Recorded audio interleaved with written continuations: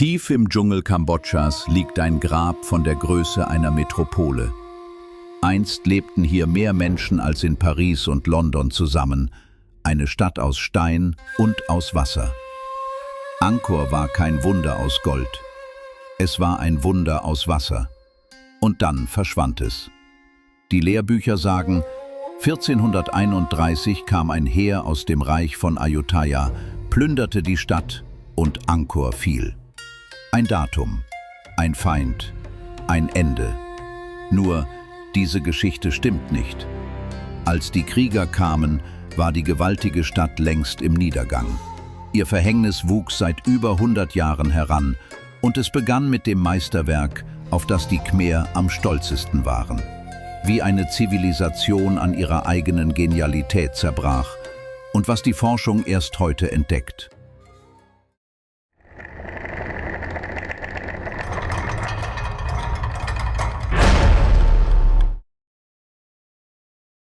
Um das zu verstehen, müssen wir 900 Jahre zurückreisen. In eine Zeit, in der dieser Dschungel keine Ruine verbarg, sondern pulsierte.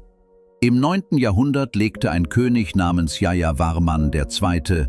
Den Grundstein für das Reich der Khmer, im Jahr 802, das bis heute als Beginn der großen Angkor-Zeit gilt. Sein Herz lag hier, in der Ebene nördlich des großen Sees, des Tonle Sap. Und dieses Reich hatte einen Feind, den es besiegen musste, bevor es an Armeen auch nur denken konnte: das Wasser selbst. Denn Kambodscha lebt in zwei Extremen. Ein halbes Jahr fällt der Monsun in Strömen und ertränkt das Land. Das andere halbe Jahr brennt die Sonne es zu Staub.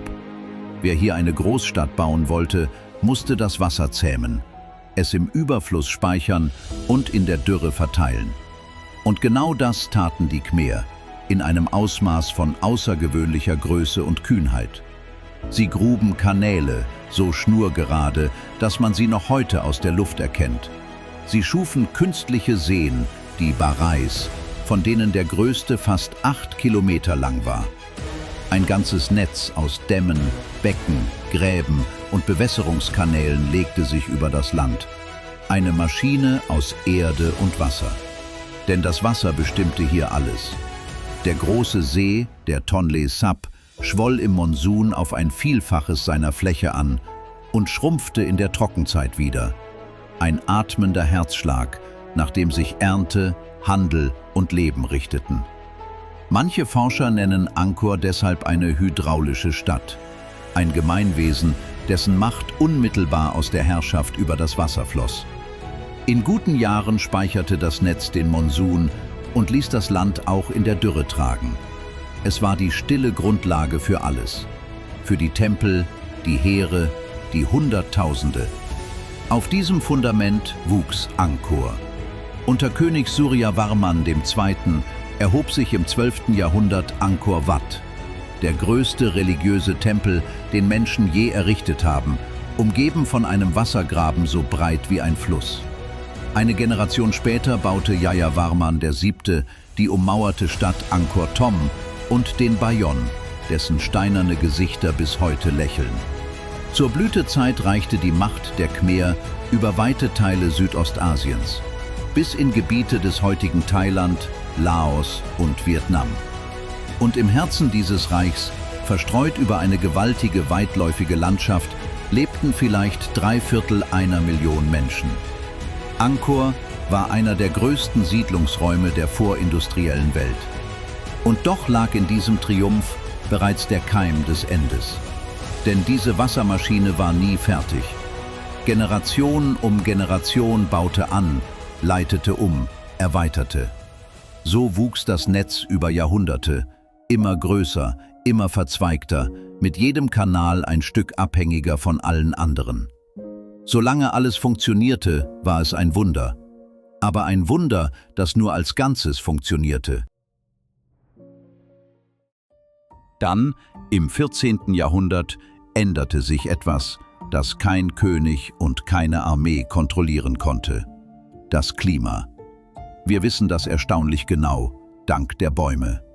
In den Jahresringen jahrhundertealter Zypressen haben Forscher das Wetter dieser Zeit abgelesen. Und was sie fanden, war ein Albtraum für eine Stadt, die vom Wasser lebte. Zuerst kamen die Dürren.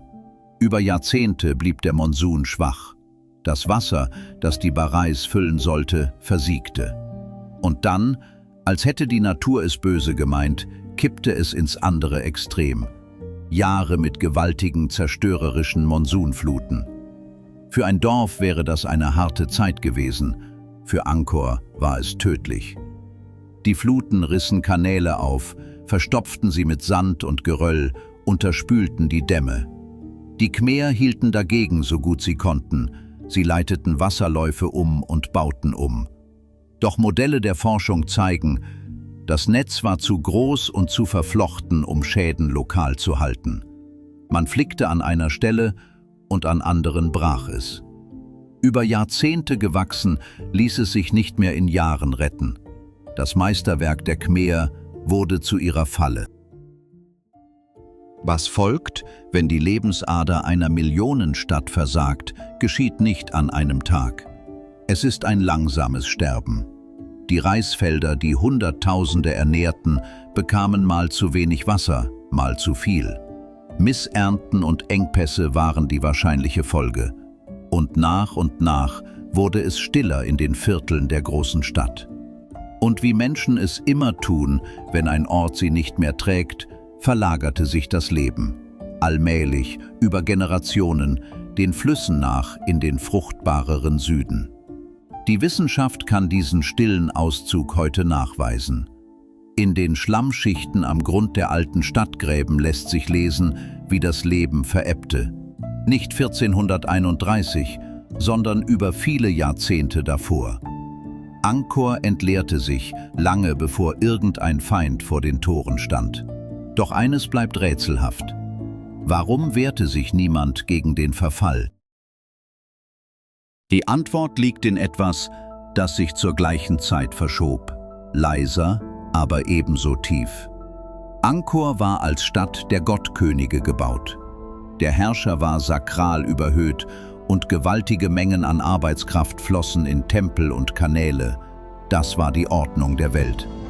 Doch nun breitete sich ein neuer Glaube aus, der Theravada-Buddhismus, schlicht, persönlich, ohne den Prunk der Gottkönige. Wozu noch gigantische Tempel bauen, wenn der Glaube, der sie rechtfertigte, sich wandelte? Forscher diskutieren, wie stark das den Niedergang antrieb, eine von mehreren Kräften, nicht die eine Ursache. Und zur gleichen Zeit verschob sich der Schwerpunkt des Reichs, weg vom Landesinneren hin ans Meer. Der Seehandel mit China blühte und die Häfen im Süden dürften zunehmend zu den Zentren von Macht und Geld geworden sein. Die Schwerkraft von Reichtum und Einfluss glitt langsam nach Süden und Angkor, die Stadt aus Wasser und Stein, wurde zu einem Ort, den die Geschichte hinter sich ließ.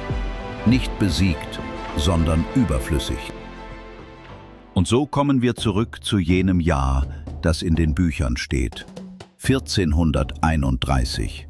Aus dem Westen rückte das Heer von Ayutthaya heran, dem aufsteigenden Reich der Thai, und nahm Angkor ein. So berichten es die späteren Chroniken. Aber stell dir diesen Moment nun mit allem vor, was wir jetzt wissen. Die Eroberer marschierten nicht in die glänzende Metropole von einst. Sie kamen in eine Stadt, deren Zentrum längst an Kraft verloren hatte, deren Wasserwerk litt und deren Elite sich schon nach Süden orientierte. Der Überfall von 1431 war nicht der Schwerthieb, der Angkor tötete. Er traf eine Stadt, deren große Zeit längst vergangen war. In den Jahrzehnten danach verlagerte sich das Zentrum des Reichs nach Süden, in die Mekong-Region. Angkor wurde nicht in Trümmer gelegt, aber sein Puls als Metropole erlosch. Und dann kam der Dschungel. Wo einst die Wohnviertel pulsierten, nahm sich der Wald zurück, was ihm gehörte. Wurzeln sprengten Mauern, Moos verschluckte manche der lächelnden Gesichter, das große Wassernetz verschwand unter Grün. Aber verloren war Angkor nie. Die Metropole ringsum verschwand, doch die großen Tempel blieben lebendig.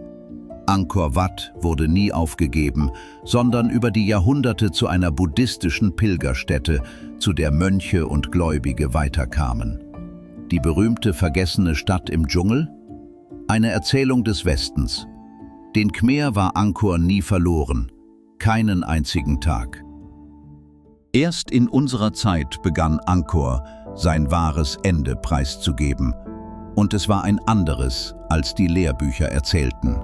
Vor gut 10 Jahren, im Jahr 2012, ließen Archäologen einen Hubschrauber mit Laserscannern über den Wald kreisen. Eine Technik namens LiDAR, die den Dschungel gleichsam durchsichtig macht und sichtbar werden lässt, was am Boden verborgen liegt. Und es leuchtete auf, in nie gekanntem Detail. Nicht nur die bekannten Tempelbezirke, sondern das ganze verborgene Geflecht dahinter. Straßen, Wohnviertel und über allem die endlosen Kanäle und Becken. Angkor war noch ausgedehnter, als selbst die Fachwelt angenommen hatte. Die verborgene Stadtlandschaft erstreckte sich über mehr als 1000 Quadratkilometer, größer als das heutige Berlin. Und alles war verbunden durch dieselben Kanäle, die die Stadt einst nährten und am Ende mit in den Abgrund rissen. Zugleich lasen Forscher die Baumringe und die Schlammschichten, und aus all dem fügte sich ein neues Bild. Angkor fiel nicht an einem Tag und nicht durch einen Feind. Es zerbrach von innen, über Generationen, an der Last seines eigenen Meisterwerks und an allem, was mit ihm ins Wanken geriet. Klima, Glaube, Handel. Die kurze, saubere Geschichte aus dem Lehrbuch. Ein Datum, ein Feind, ein Ende. Sie stimmt nicht. Bleibt eine Frage. Wie kann eine Zivilisation an genau der Sache zugrunde gehen, die sie am größten machte? Vielleicht ist das die eigentliche Lehre von Angkor, dass Stärke und Verletzlichkeit oft dasselbe sind. Das Wasser hob die Khmer auf den Thron der Welt und dasselbe Wasser trug sie fort. Ihr größter Triumph war zugleich ihre größte Schwäche und keiner konnte das eine vom anderen trennen. Eine Stadt, die zu groß und zu verflochten wurde, um sich selbst noch zu retten. Vielleicht ist das keine so ferne Geschichte, wie sie klingt. Das war Kronarch. Wenn dich die Reiche der Vergangenheit und die möglichen Welten von morgen interessieren, dann bleib dabei und abonniere. Beim nächsten Mal reisen wir auf eine winzige Insel mitten im Pazifik, wo steinerne Riesen eine Geschichte hüten, die ganz anders ist, als man dir erzählt hat.